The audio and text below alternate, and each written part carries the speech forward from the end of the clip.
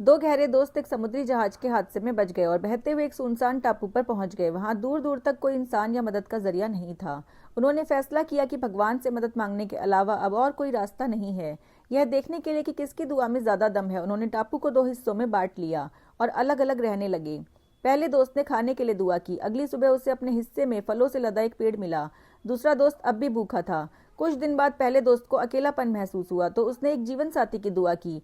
अगले ही दिन एक और जहाज डूबा और एक महिला तैरकर उसके किनारे आ गई। दूसरे दोस्त के पास अब भी कुछ नहीं था।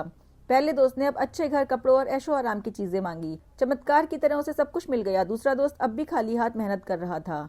अंत में उसने एक जहाज की दुआ की ताकि वह वहां से निकल सके। अगले ही पल एक बड़ा जहाज उसके किनारे आकर रुक गया। वह अपनी पत्नी के साथ जहाज पर चढ़ गया और अपने दोस्त को उसी टापू पर अकेला छोड़ने का फैसला किया।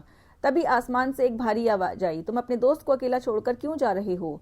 पहले दोस्त ने घमंड से कहा, प्रभु मेरी हर दुआ कबूल हुई क्योंकि मैंने सच्चे दिल से मांगा था। उसकी एक भी दुआ पूरी नहीं हुई, इसका मतलब यह है कि वह इस मदद के लायक नहीं है।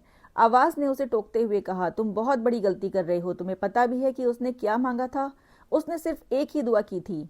हैरान होकर उस आदमी ने पूछा कि उसने क्या मांगा था। आवाज आई, उसने दुआ की थी कि तुम्हारी मांगी हुई हर मुराद पूरी हो जाए।